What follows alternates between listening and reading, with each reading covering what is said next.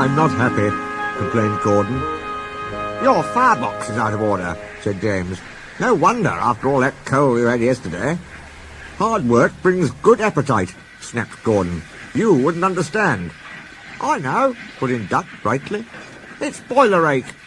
I warned you about that standpipe on the other railway, but you drank gallons.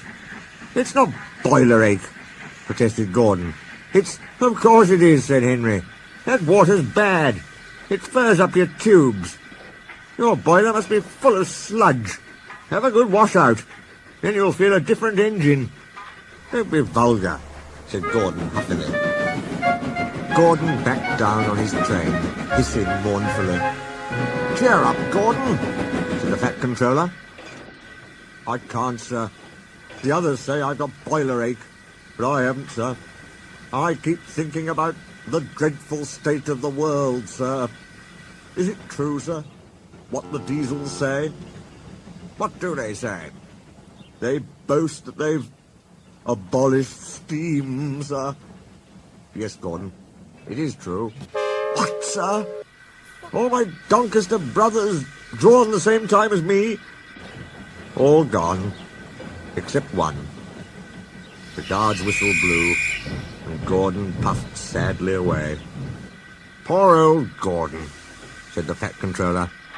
If only we could. Yes, I'll ask his owner at once. He hurried away. One evening, Gordon's driver ran back excited. Wake up, Gordon! The Fat Controller's given you a surprise. Look! Gordon could hardly believe it. Backing towards him were two massive green tenders, and their engine shape was very like his own. It's Flying Scotsman, he gasped.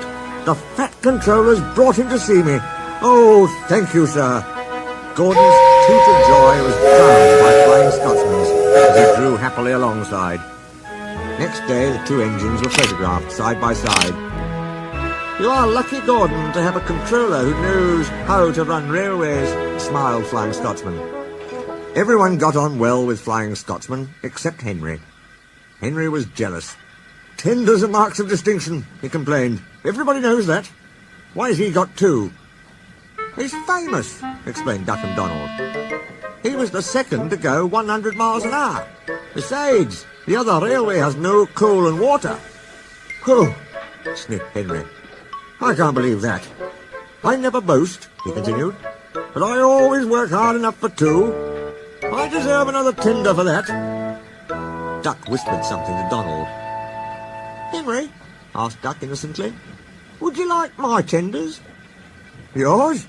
Exclaimed Henry. What have you got to do with tenders? All right, said Duck. The deal's off. Would you like 'em, Donald?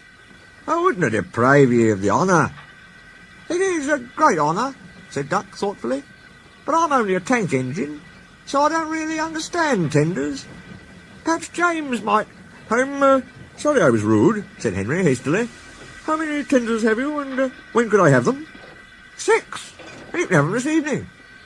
6 lovely tenders, chortled Henry. What a splendid sight I'll be. That'll show the others the sort of engine I am. Henry was excited. Do you think it'll be all right? He asked for the umpteenth time. Of course, said Duck. Just go where I told you, and they'll be ready. Meanwhile, word had gone round, and the others waited where they could get a good view. But it wasn't a splendid sight. He had 6 tenders, true, but they were very old and very dirty. All were filled with boiler sludge. Had a good wash out, Henry? Called a voice. That's right. You feel a different engine now. Henry wasn't sure, but he thought the voice was Gordon's.